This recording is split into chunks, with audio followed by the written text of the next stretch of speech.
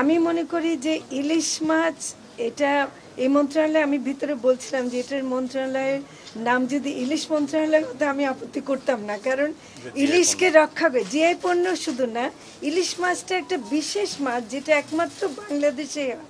এটা রপ্তানির চাইতে বেশি আমাদের চেষ্টা করতে হবে দেশের মানুষ যেন ইলিশ মাছটা পায়, এবং সেটার দামটা অহেতুকভাবে বাড়ানো কোনো মতে যুক্তিসঙ্গত নয়, এবং দেশের মানুষকে না খাইয়ে বাইরে পাঠানো আমি কোনো মতে অ্যাপ্রুভ করি না। তো ফলে যদি সেটা রক্ষা করতে পারি, আমরা সবাই মিলে ইলিশ খেতে পারি, সেটা আমরা চেষ্টা করি। একই সাথে এই যে ডিম, দুধ এগুলোর দামেরও একটা বিষয় ছিল, আপনি নিশ্চয়ই জানেন, এবং আপনি এই কৃষি নিয়ে নানান কাজ করেছেন সেটাও আমরা জানি।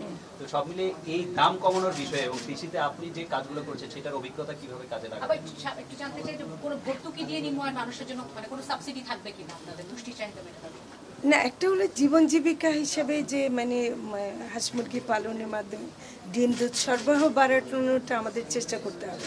আমরা শুধু পোলট্রি ফার্ম করে ডিমের সরবরাহ বাড়ানো দিয়ে আমাদের সমাধান না, কারণ পোলট্রি ফার্ম একরকম দেয় যেটার মধ্যে অনেক সমস্যাও আছে, কিন্তু যদি আমি গ্রামীণ নারীদের মাধ্যমে আমি হাঁস মুরগি পালন বাড়াতে পারি তাহলে সরবরাহ বাড়লে কিন্তু এটার দাম কমবে।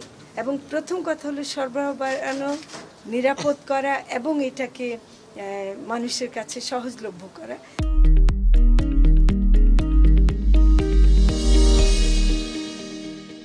এবং আমি মনে করি যে যে দামগুলো বাড়ানো হয়েছিল, মাঝখানে ডিমের দাম বেড়ে গেছিলো।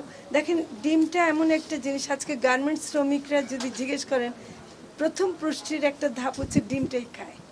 হ্যাঁ, একটা বাচ্চাকে আপনি পুষ্টি দিতে চাইলে ডিম দুধ দিতেই হবে। তো এগুলো না করলে আমাদের ভবিষ্যৎ প্রজন্মকে আমরা কি করে সুস্থ রাখবো? তো ফলে আমার মনে হয় যে আমাদের কাজ করা অনেক কিছু। দাম কমানো কি সম্ভব হবে আপনাদের? এখন তো বাজারের অবস্থা আসলেও খুব খারাপ, সাধারণ মানুষ আপনি জানেন।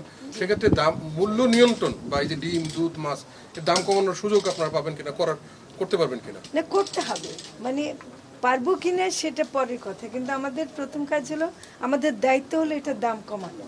এবং এখানে অনেক সিন্ডিকেট আছে অনেক লেভেলে, যেমন আমি একটা জায়গায় শুনছি যে শুধু চাঁদাবাজির কারণে দাম বেড়ে যায়, মানে হয়তো সরবরাহ যেখানে উৎপাদন হচ্ছে বাজার পর্যন্ত আসতে গিয়ে যে প্রসেসটা, তার মধ্যে অনেক জায়গায় কিন্তু অনেক পয়সা দিতে হয় যেটা পণ্যের দাম বাড়িয়ে দেয়। তো আমার মনে হয় যে সেই সব জায়গায় কিন্তু একটা মন্ত্রণালয় একা কাজ করতে পারবে না, এটা পরিকল্পনা মন্ত্রণালয়, অর্থ মন্ত্রণালয় সবাই মিলে করতে হবে।